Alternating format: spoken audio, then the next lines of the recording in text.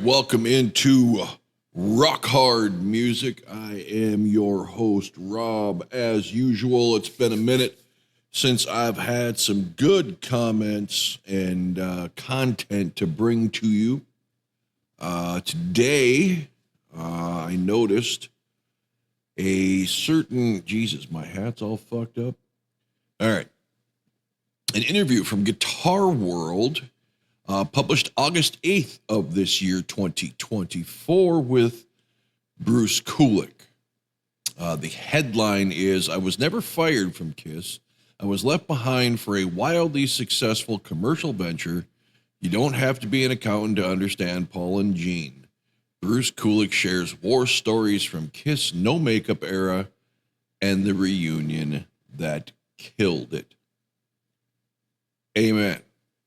So what I'm going to do here is start off by prefacing, I love KISS. I've loved KISS since I was about 5 years old.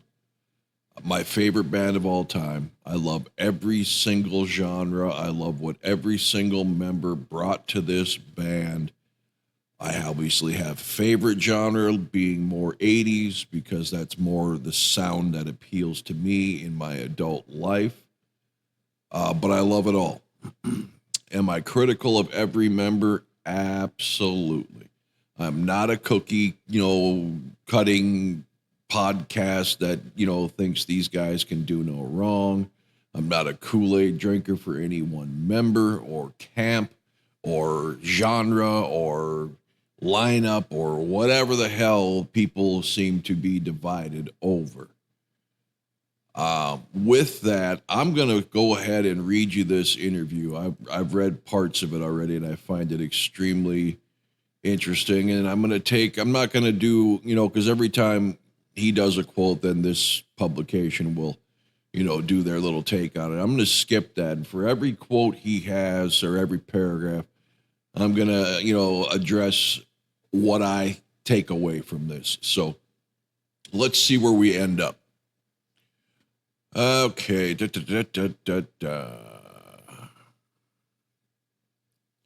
Okay, so they're just talking about how KISS was formed, the member replacements, Bruce joined, yada, yada, yada, yada, yada, yada, yada.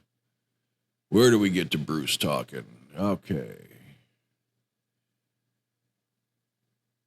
That would be...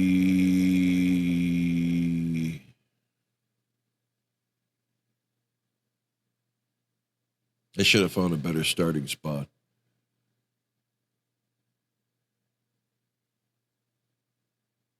All right, so basically we'll start here. He says, when I came into KISS, I wasn't asked to imitate Ace. Now he's talking about when he came into KISS back in 84, he wasn't asked to, as far as his movements, but especially the way he plays the Ace Frehley played songs. He wasn't asked to play like Ace, okay? He said, I'm very thankful for that because it allowed me the freedom to be myself. And if I was asked to do what Ace did, I'm not sure things would have worked. And amen to that, because what KISS needed moving into the 80s, especially the mid to late 80s, was a modern guitar player. Doing the tapping, doing the whammy bar, just the modern sound versus the old classic 70s rock, Les Paul plugged into a Marshall, right? They needed a more modern sound. So they did the right thing by letting Bruce be Bruce. He said it's a good thing after, okay, that's just their take on it. And then he says, there are misconceptions about 80s KISS, the biggest of which is that we sucked. Old fans maybe didn't get it, but the fans who grew up seeing KISS without makeup knew how good we were. Certain years of my era were magical. I stand by the 80s. We were a cut above. You're always in the winning circle when you have two leaders like Paul Stanley and Gene Simmons.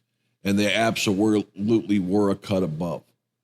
Okay, sorry, all you Ace and Peter guys, you classic KISS guys only.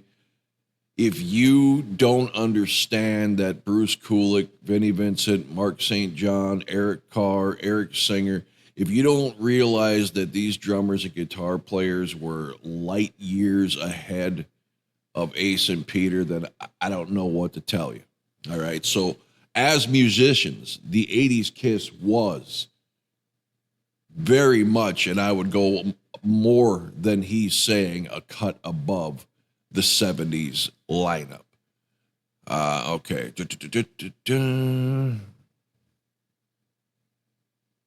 So we put so much into Revenge, but it wasn't received well as by that time Nirvana had hit.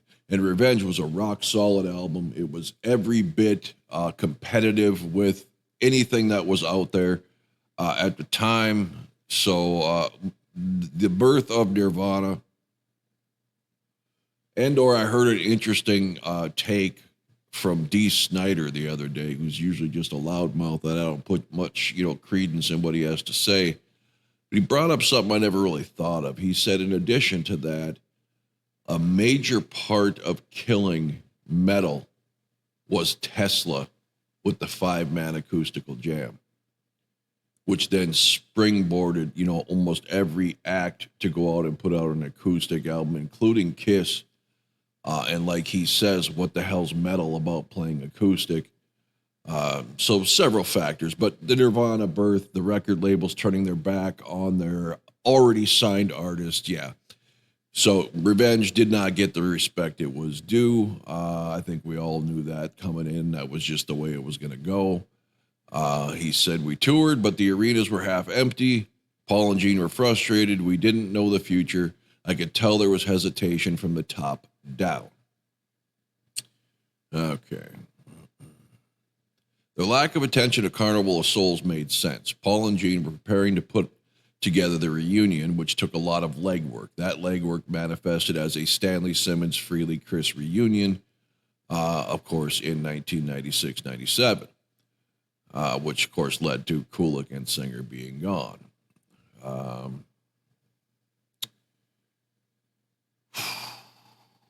Says, who can blame them? Guys, who can blame them? You got to, as Paul Stanley said on Animalize, get all you can take. But there's some sadness associated with Kulick, who, despite his importance to Kiss, wasn't mentioned during the final December 2023 show in New York City at Madison Square Garden, let alone invited. And they go on to say that, again, all former members were egregiously ignored. So once again, it is what it is. But Kulick, one of the underappreciated guitarists of any era, amen to that, doesn't care. Bruce says, I made peace with not being included in Kiss's End of the Road. He said, that said, no, they never called me. All right. Well, we all knew that. Doc McGee's a fat little lying midget. He said, I've always missed being in Kiss, but if being in Kiss meant being the spaceman like Tommy, I wouldn't want to do it. And if being part of the final show meant I had to ask to be there, I'd rather stay home. I guess that's why Ace respects me and has always been kind to me. And here it is. This is about as close as we're going to get to an answer, right? Me and Scott over on Strange Ways were talking about this. We wanted Bruce to come out with this. Was he ever asked to be the spaceman? Now, my argument was, regardless, I don't think Bruce would do it. He has too much respect for himself, his legacy, and his era of Kiss. He already made his money. He already had his fame. He already was working, on solo projects and stuff like that. He didn't need to do it. And I don't think he would have. Scott was saying, yeah, money talks, and he would do it. Well, this does not say that he was asked, but Bruce says here, if being in Kiss meant being the spaceman like Tommy, I wouldn't want to do it. Now, you could say that's hindsight, and in the moment, he maybe would have said yes and all that. I still don't think so.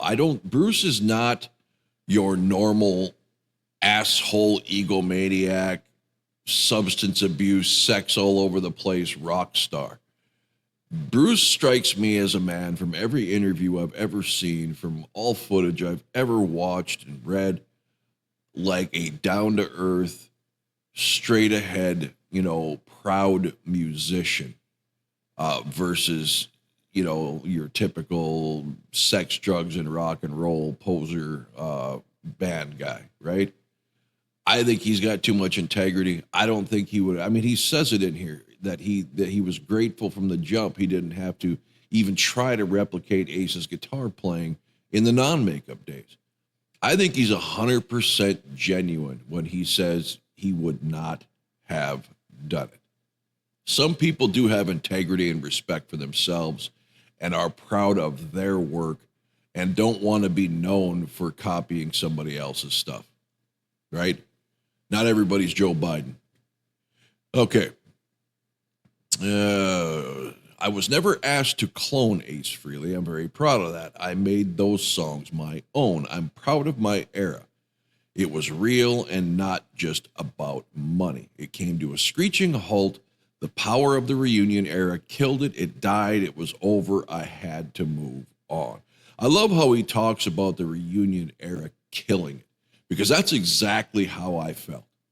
Now, keep in mind, my first Kiss concert was Creatures of the Night, right? So I saw Makeup. At 10 years old, I saw Paul, I saw Gene, I saw Eric Carr, I saw Vinnie Vincent on his very first on-stage in Makeup performance with Kiss.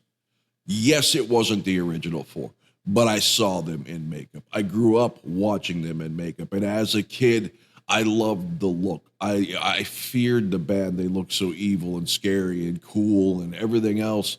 I dressed up like them. I did everything. But as I became a teenager and that makeup came off, I got to experience four absolutely cool-looking, incredible musicians kicking ass. And I didn't want it to go back. I didn't. Revenge finally hit, and they finally, toughened up their sound. They toughened up their appearance. Badass blonde drum and Eric Singer, right? I've said all of this a million times. I was fucking excited and I was happy. So I am 110% honest with you as somebody from 5 years old who idolized Makeup Kiss to a 50-year-old man who thought the Makeup Kiss should have run its course after the fucking reunion tour. Definitely after the first farewell tour. I was not really that torn. I was angry. Yes, I went to the reunion show twice. Yes, it was cool. Yes, it gave me goosebumps. Yes, I teared up a little bit for the nostalgia's sake of it. But at the end of the day, the death of the Revenge lineup was so much worse for me than the reunion was for positive for me. Think about what we lost.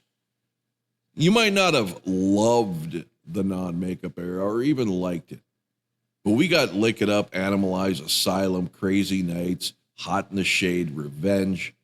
What did we got when the makeup came back on? Psycho Circus, Sonic Boom, Monster. Over 30 years, 20 plus years, that's what we fucking got. Kiss essentially died the moment that makeup got put on and they walked out on the stage for that first reunion show. Kiss was dead. They were now forevermore going forward a nostalgia band. That's it. They were no longer a band. They were no longer putting out relevant music. They were no longer in the scene with every other band. They were now just a touring nostalgia show. And oh, by the way, we'll throw out one album every 7 years that completely sucks ass with half-assed, fucking effort put into it. So yeah, I just love how Bruce makes that over and over. He's saying it killed it, it killed it, it killed it, and it did. The reunion killed Kiss. Sure, it skyrocketed their ticket sales, their merchandise sales, put them back on the map, made them 100 millionaires over and over again. I don't care. Speaking as a fan, not some, Woodstock holdout hippie in his 60s who longs for the day of Black Diamond on the midnight special. as a fan who followed them every fucking album, every fucking tour, and loved everything they fucking did. And even if I didn't, I was able to find different nuggets in that album that made sense to me, that spoke to me, that I could pull into a playlist. That was all gone. So it did. It killed Kiss the band, Kiss the recording and currently credible and relevant band in the music scene as far as new music goes, died with the reunion. Okay, so, okay, I got that part. Let's go on here. He said, I was not expecting it to happen as far as if he laments on whether, being asked to get on stage. He said, I was not expecting it to happen. I know to read between the lines when I heard the press and interviews with Doc Douchebag McGee. Did they miss an opportunity to share the importance of the past? In my opinion, yes. History was ignored. The present and future was what the final show at Madison Square Garden was about. And amen to that, brother. I couldn't have said that better myself. They flat out put up a giant fucking middle finger to their entire fucking fan base, to their entire legacy for a money grab. And we'll get into that. I kept hearing it was a disappointment from the fans. My only hurt was knowing that New York City was ground zero with the most passionate Kiss fans, and I love experiencing their excitement in person. So me not being invited to celebrate with them was unfortunate for me personally, and a complete douchebag move by the entire organization. Nothing's been planned with Gene or Eric. What could happen? I am as curious as the fans. I know I'll be doing many creative projects such as new music, perhaps an autobiography, special events, and performances that will focus on my legacy. It's a very exciting time for me. Unfortunately, I don't think Bruce is the kind of guy to sling mud and, release dirt, but I wish he would, because I think if we would get the fucking truth about anything about this fucking man, he would be the guy to bring it. Talking about his brother, Bob Kulick. Is that how you met Paul and Jane? He said he met Paul Stanley by tagging along with his brother. He had a car and Bob didn't, so we'd hook up with Paul Stanley in New York City to see a movie or go to one of those cool clubs. Paul was very mellow compared to his onstage persona, and I can attest to that as I have observed him in public without crowds around, not at a signing event, just as a normal person, very chill, very relaxed. Says, were you a Kiss fan before joining? He said, I wasn't a crazed Kiss fan, so I wasn't nervous. Even though I was excited to hang out with Paul and my brother, I met Gene at a studio, the record plant in New York City, with Bob during the Creatures of the Night sessions in '82. While he was busy working on I Love It Loud, I also met Eric Carr that night. So when Animalized sessions happened in '84 and the issues with Mark St. John being unable to do solos cropped up, they called me. It was fun to be a ghost guitarist like my brother had for Kiss before. Okay, says, after Mark St. John developed reactive arthritis, Kiss called you for Analyze tour. Did you join right away? He says, no, not right away. But when it was time to make the decision, Paul called me in my hotel room saying, Bruce, the Kiss lead guitarist gig is yours. He then explained a few things about what he wanted me to focus on, like being competitive with the new styles of guitarists. Even Paul knew, you classic Kiss only fans. And I'm not saying classic Kiss as a derogatory term. I'm saying you classic Kiss only fans as a derogative statement, right? Because you are not fans. You are a bunch of fucking turncoat motherfuckers who sold out everything that meant something to you the minute they decided that they wanted to fucking branch out, and broaden their horizons and get musically better instead of staying stagnant and dead in the water with their sound for 50 years like AC/DC. So, Paul knew they needed the new sound. As much as I'm irritated with Paul and Gene, they were not fucking stupid. They knew what they needed to survive. Let's move on. Here's a quote. We know Tommy Thayer's role as Spaceman was exactly that, and he did it well, but my approach was to make Ace's guitar riffs my own without losing the signature parts he created. Translation. Ace had some good guitar parts. I needed to make them better so they were actually fucking listenable for the youth. There we go. Coming in behind Vinnie Vincent, Mark St. John, who weren't right for Kiss, what was the directive? He says, Gene and Paul knew I had roots in the right places, such as Jimi Hendrix, Jimmy Page, Eric Clapton, Leslie West, but Van Halen was huge, and Eddie was such a virtuoso, so that style I needed to make my own. I added that into my lead playing, and in retrospect, I mixed all those influences, which made me an excellent fit for Kiss. And the modesty that this man exudes is unnecessary. What he should have said, putting all those styles together made me the best guitarist Kiss has ever had. All right. Was it challenging for you to execute the parts of Ace freely, considering his feel and vibrato seem impossible to replicate? That's because Ace couldn't replicate him. He just made it up as he went and got called a fucking genius. Never mind the fact that 3 minutes later they'd ask him to repeat it and he couldn't do it. Much like C.C. DeVille, I wasn't asked to play like Ace. We know Tommy Thayer's role as Spaceman was exactly that, which I just read you, but the approach was to make Ace's guitar riffs my own without losing the signature parts he created. It was a relatively easy thing to evolve into. I knew Ace's style was unique and essential to performing the band's early catalog. The sessions for 85 Asylum represented your first proper Kiss album. What was that like? I went in with Marshall amps paired with Charbel and Jackson guitars. There you go. Get rid of the fucking Les Paul. I was excited to be at Electric Lady Studios in Greenwich Village because Jimi Hendrix had that place built. I worked with Paul and Gene for over a month straight every day. I loved it all. And as now I was the official lead guitarist of the band, I'll always love Tears Are Falling. Fucking A, boy. As I got flashy with a cool riff that's hard to play and ended with an exciting fast phrase. I love that it's a signature solo of my era. Not to mention the best Kiss song of all time. Okay. I listened to Crazy Nights the other day. Despite the keyboards, it's very guitar forward.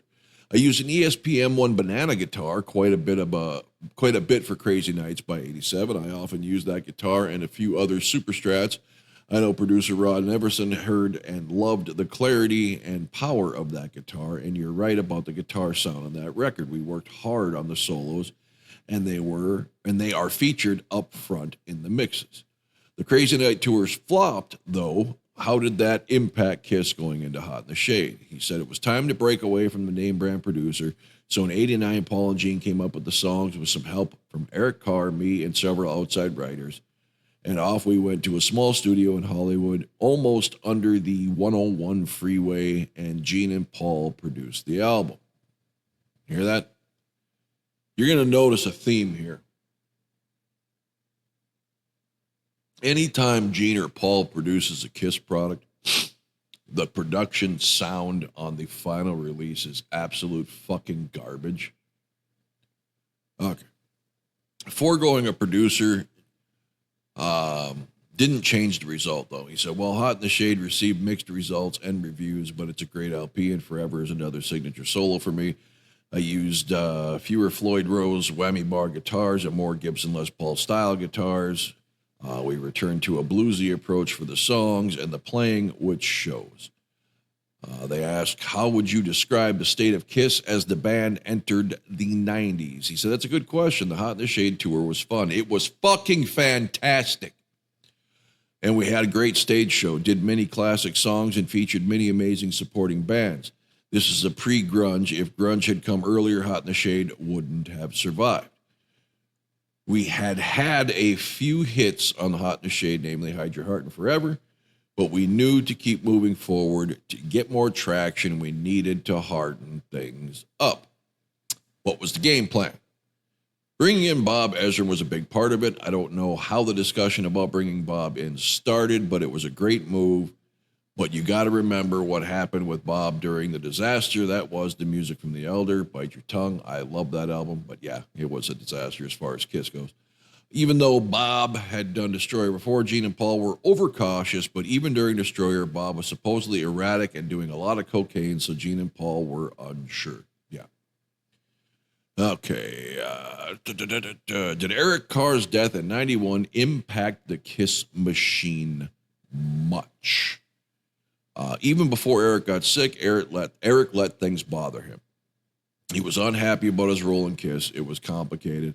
I felt for Eric, but disagreed with his reasoning. Losing him was tough because he was a great drummer, but Eric Singer stepped up. What happened with Eric Carr wasn't expected, and we didn't know if he was so sick at the end of the previous tour. So we got Eric Singer, who played in Paul Stanley's solo tour band in '89. And we're sad about Eric Carr's cancer diagnosis, but had to move forward. We were committed to making revenge. I'm glad we got Eric Carr's voice for God Gave Rock and Roll to You Too, and had him in the video. Before I continue, I need to take a quick break. I'll be right back with you. Okay, back with you here. Just to touch on what I just read there. I don't know what happened. Nobody really knows what happened. I know there was a bunch of drama and hearsay of how Kiss did Eric Carr wrong at the end, some insurance fiascos, whatever, the supposed disrespect of moving on. What are you supposed to do? What's the rule if a member has passed or is fast approaching the end? What's the resting period you're supposed to take to be respected? 2-3 years to ensure your career's dead? Or do you keep pressing on? You keep pressing on. It's a business, people. All right. And Eric was very, very, from all, and not just this, from all people in the Kiss camp who've ever spoke on it, was a very unhappy person.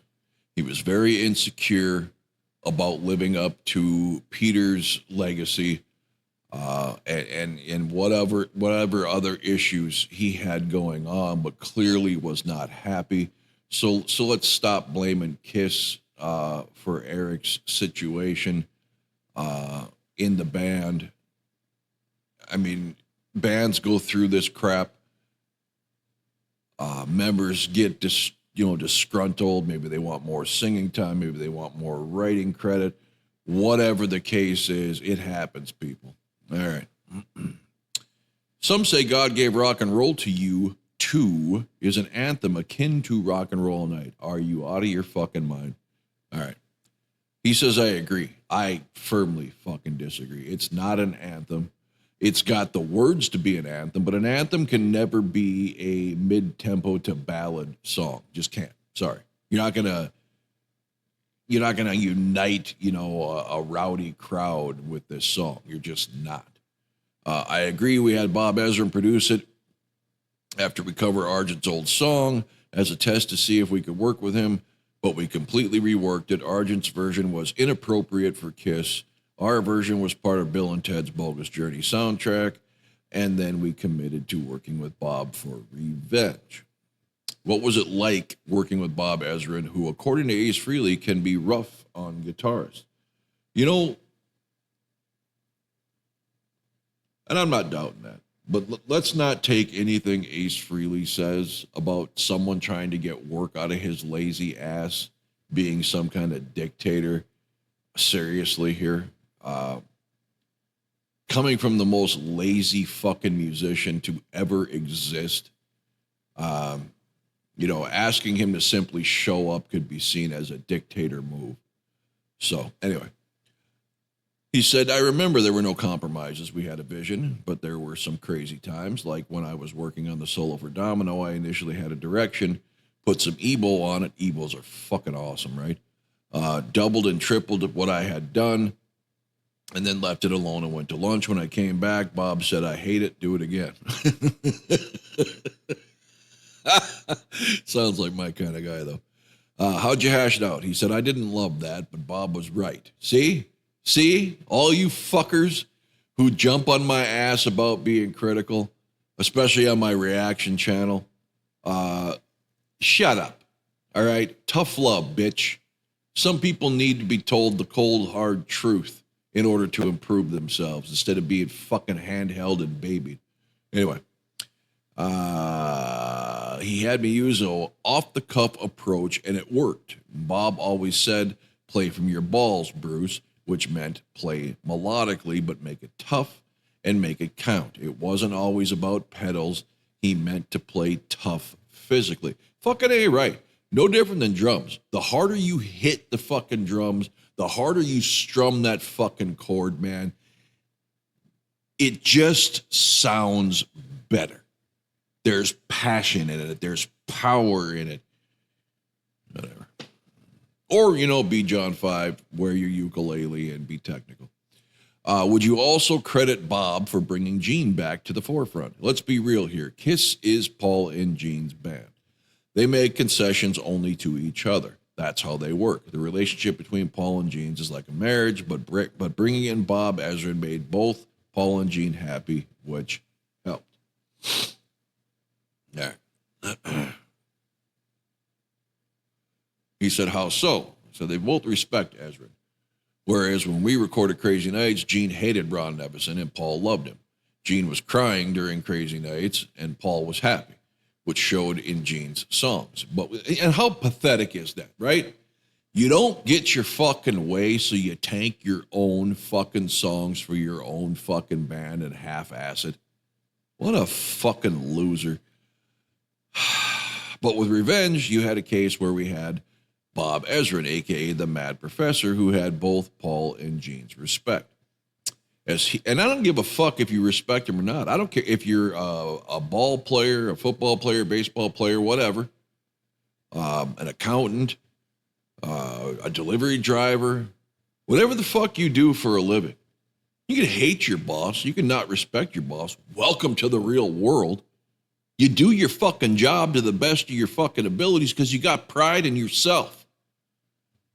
God damn, I'd like to slap Gene. The more I learn about this douchebag over the years. Okay. As he had with Ace Frehley on Destroyer Sweet Pain, Ezrin replaced you with Dick Wagner on Every Time I Look at You. Why? They were hurrying to finish Every Time I Look at You, but it was a holiday weekend. I wasn't around. It just so happened Dick Wagner was recording in the studio next door, so they grabbed him and played the solo, or he played the solo. I didn't tell that story a lot in the past because I was a little hurt about not being on the track. See the difference there? He was hurt. It bothered him to not be on a song on his album that people assumed he played. Ace and Peter, give two shits. Get someone else to do it. I'm busy playing cards. Okay.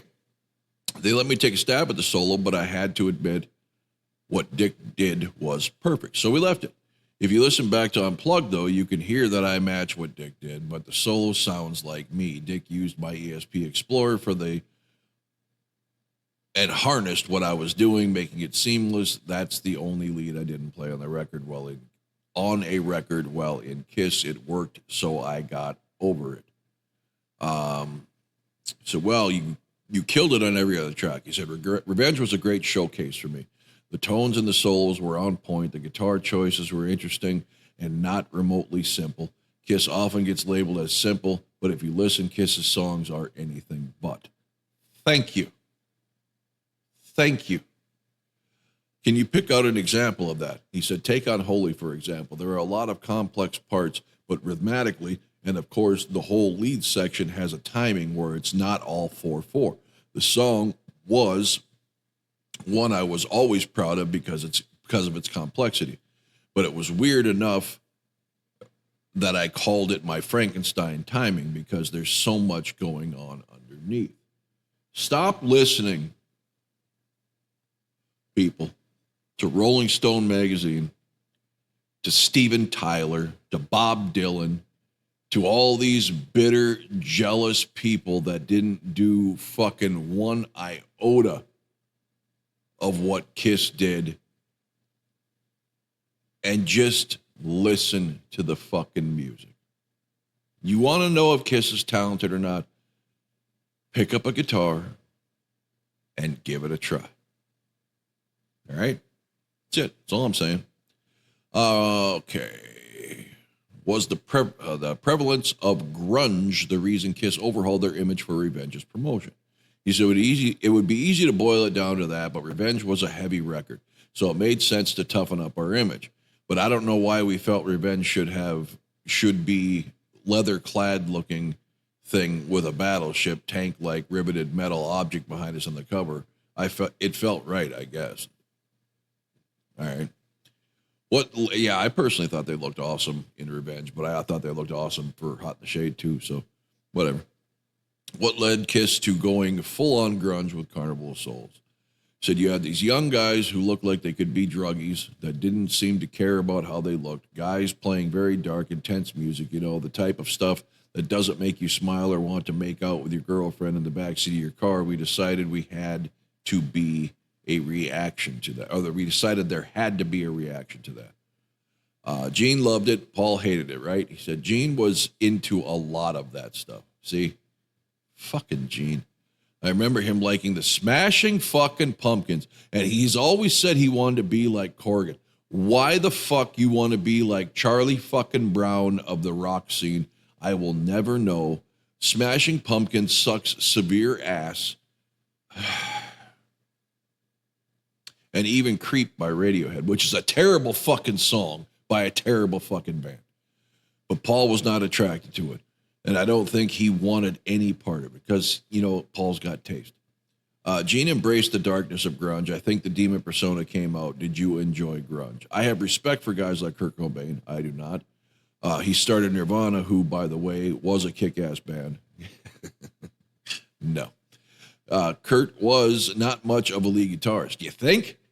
But he could write these songs and sing with this emotion, you mean scream, and connect an entire generation of complete morons and lazy fuckers that were too, fucking couldn't be bothered to pick up a comb or put on a clean shirt. I've always felt that music goes in 10 to 12 year cycles. Well, the grunge lasted about 4, so that doesn't hold up. And then it shifts again. Okay. Kiss took a break from recording Carnival of Souls for Unplugged, and Peter and Ace showed up to shock the world. You had to know something was up, right? Eric and I knew something was going on. We didn't know what would happen, but we knew Paul and Gene's attention was elsewhere, maybe even on Peter and Ace, but not for sure. So Eric and I would get together, head into the studio, experiment and demo things for Carnival of Souls. Grunge experimentation, yes? He said the sounds Stone Temple Pilots and Alice in Chains present. Jerry Cantrell and Dave Navarro were cool, so we embraced those sounds. It's not that we were trying to jump into the trend per se. It was more those things bled into the music.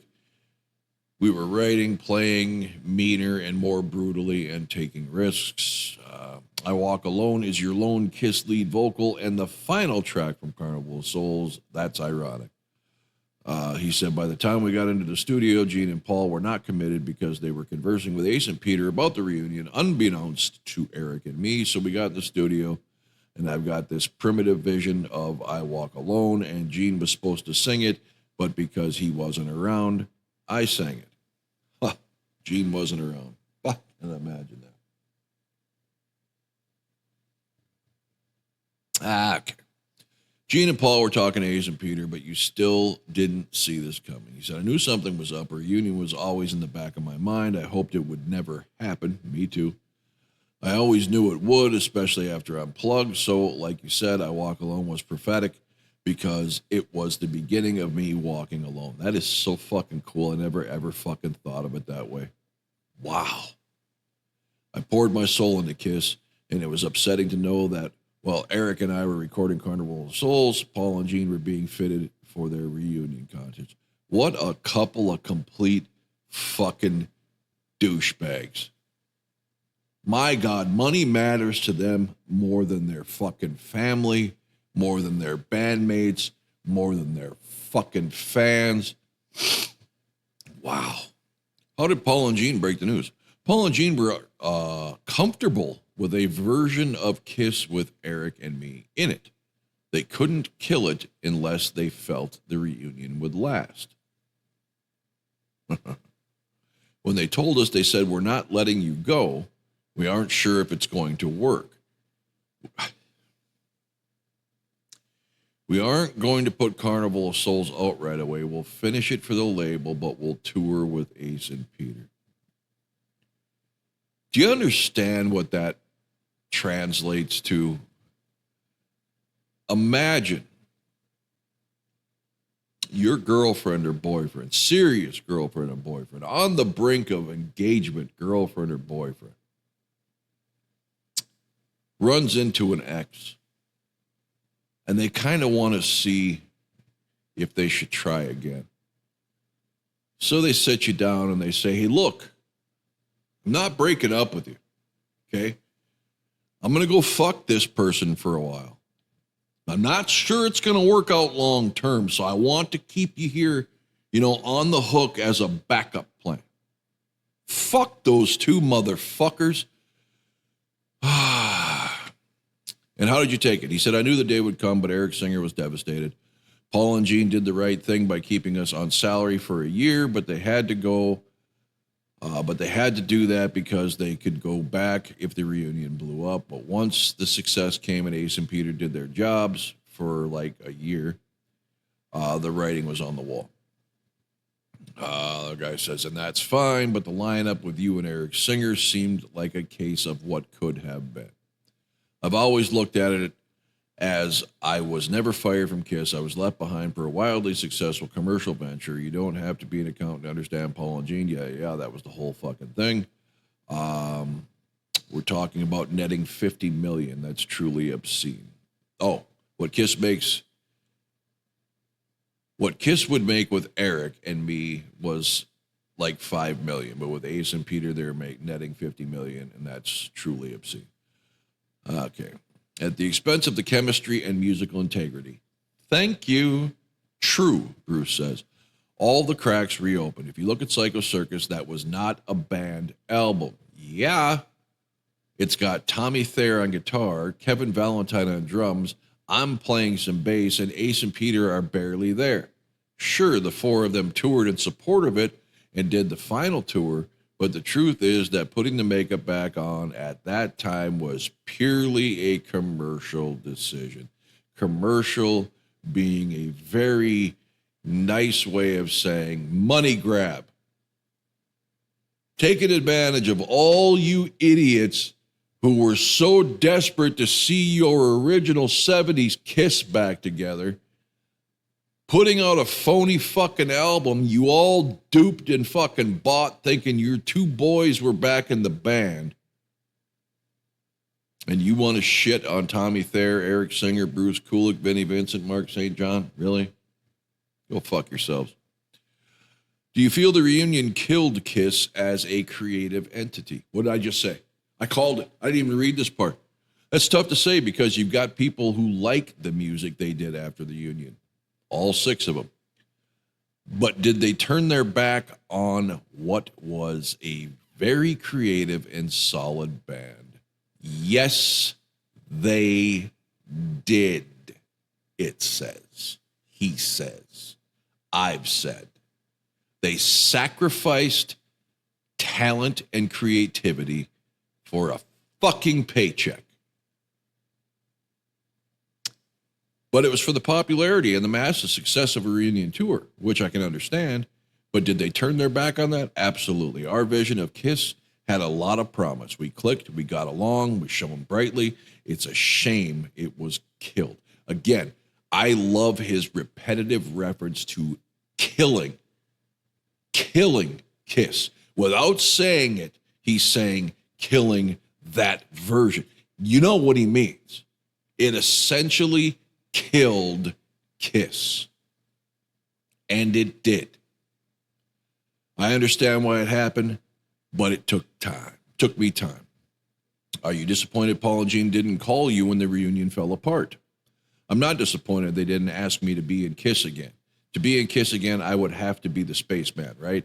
If I had done that, I would have negated my entire non-makeup era. Exactly what I said. Scott, if you're watching this, money didn't matter to Bruce. Integrity meant everything. His legacy, his work, his own being as an individual mattered. He would not have taken that gig. I promise you. Tommy Thayer did a fine job playing Ace's riff with some swagger. He did the spaceman well, but I never wanted to. Okay? Man, I'm tired of being right. When you look back on your era of Kiss, what stands out? Better music, cooler looking guys. Sorry, I'll get back to it here. Persevered. The 80s had Paul steering the ship while Gene was distracted, of course, because he was out trying to fucking be a movie star like a complete douchebag. You know he's a douche, but the motherfucker still wears shades inside. He's such a fucking douche.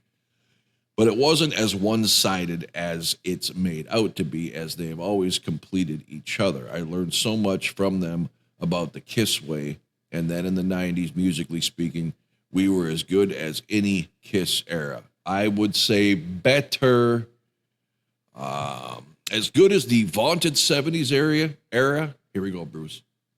Absolutely. I've heard Gene pick on Alive 3, for example, but it's a load of shit.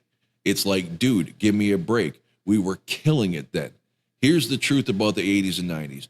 We could play the old shit right, and we played the new shit right. I'm not saying we had the magic of the original band, but don't put that era down because you're trying to sell the makeup. I've always said that was bullshit. God damn it. I fucking love Bruce right now. I also don't buy Paul putting down some of the stuff. He was there. He sang his heart out. He worked hard on it. Is Paul entitled to his opinion? Of course. But to reduce an era to nothing, I don't buy it. We preserved, that's a hard word to say. We persevered and would have made it out on the other side if given a chance. It wasn't grunge that killed that era. It was the reunion. Oh my God. He just said everything I have been thinking for 30 fucking years, 20 years, however long it's been, since that fateful, dreaded day of the reunion. I am so thankful that he's let his fucking cock down and decided to fucking get tough instead of towing the Kiss corporate line. I couldn't be more proud of him. Gotta take a quick break and I'll be back with you. Okay, we're back. I just want to touch on that again. In closing for this article, musically speaking, I was talking by the 90s, we were as good as any Kiss era. And they ask, as good as the vaunted 70s era? Bruce's response is everything I've ever thought, said, trumpeted, and stood on a hill to die with. Absolutely, I've heard Gene pick on Alive 3. First of all, the production on Alive 3 is better than Alive 1 and Alive 2 10 out of 10 times. Second of all, the badass tone of this album, the double bass brought in by Eric Singer, completely transformed those old songs they played into just badass modern songs. For example, But It's a Load of Shit, referring to Gene picking on Alive 3. It's like, dude, give me a break. We were killing it then. That album is the greatest live performance I've ever heard recorded by the band. Hands down. Here's the truth about the 80s and 90s. We could play the old shit right. And we played the new shit right. You know who can't say those two things and have them be true? Ace and Peter. Have you heard those two try to do things like Heaven's on Fire and Lick It Up? It's fucking hard to listen to. So what Bruce is saying is, me and Eric can do anything those fuckers could do. And we could do the new style. So of course, they were better than the vaunted era when those two former members, Ace and Peter, could not play. There's no fucking way Ace could play the lead parts that Bruce plays in those 80s albums. Not a chance in hell. I'm not saying we had the magic of the original band, but don't put that era down because you're trying to sell the makeup. I've always said that was bullshit. And you realize that's about when it started. And me and Scott have kind of touched on this, on how Paul and Gene do nothing but shit talk the previous effort. That all started when the fucking makeup came off and sales weren't where they wanted it to be. So they'd start knocking the previous album, preaching about how great the next album's going to be. And then once the reunion came around and it was the original four again, they couldn't shit on the 80s stuff fast enough. And by the way, in the process, every one of us fans who loved the 80s, who may have discovered the Kiss in the 80s for you younger fans, when that reunion took shape, none of us mattered. None of us. I also don't buy Paul putting down some of that stuff. He was there. He sang his heart out. He worked hard on it. Is Paul entitled to his opinion? Of course. However, you can tell the difference between Paul's true opinion and Paul's butthurt bullshit trying to cover up because maybe critics didn't. He always says, fuck the critics, fuck Rolling Stone, fuck, the Rock and Roll Hall of Fame. Paul's as full of shit as it comes. This guy cares more about what people think of him than is even remotely healthy. So what's he do instead of doubling down, instead of defending his product, his work, his effort? He shits on it and tries to come out with something they'll like instead. But to reduce an era to nothing, I don't buy it. We persevered, and we would have made it out the other side given a chance. And that's exactly what I told Scott.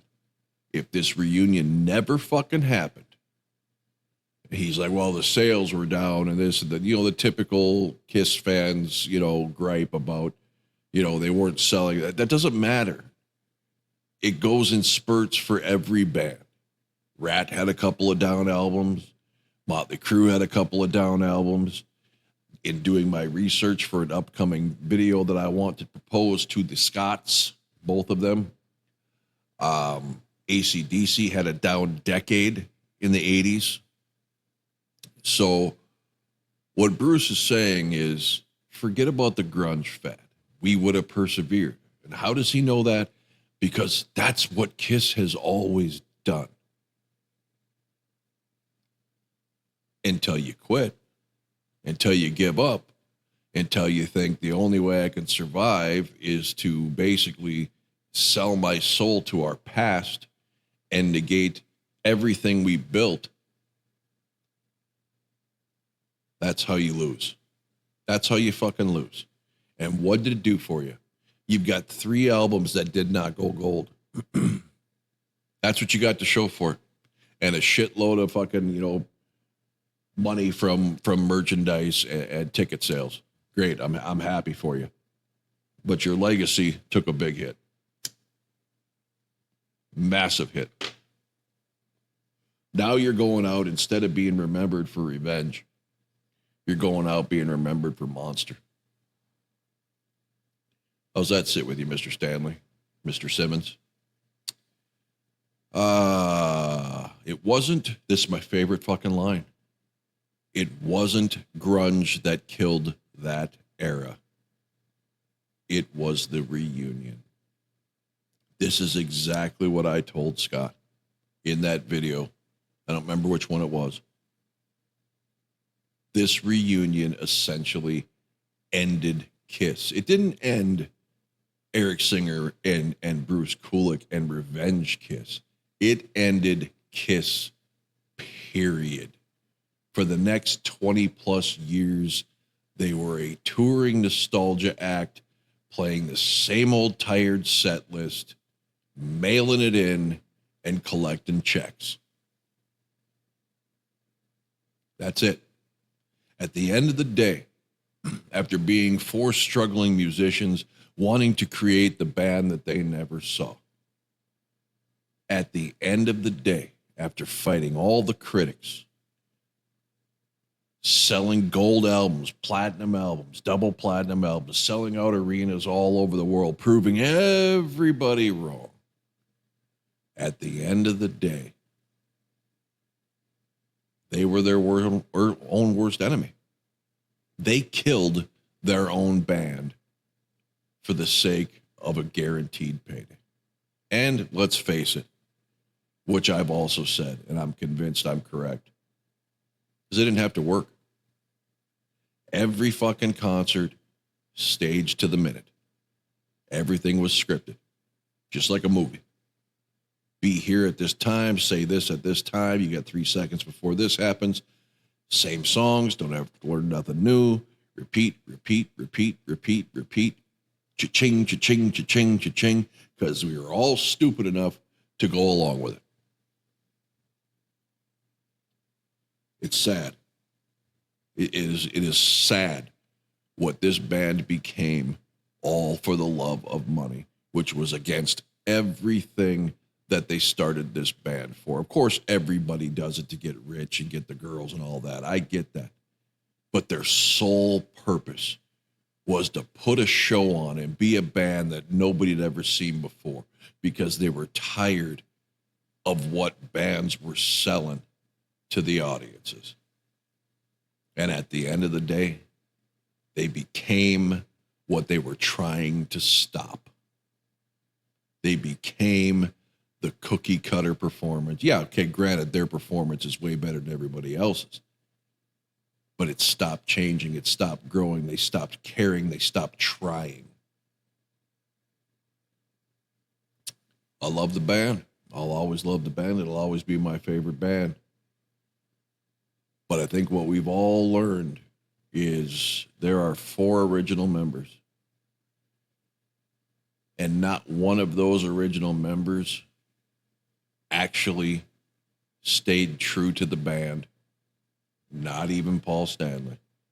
After learning everything we've learned, after everything he has said about an entire decade, after all of his actions of doing everything he could to forget an entire era of the band and the fans who want to hear it,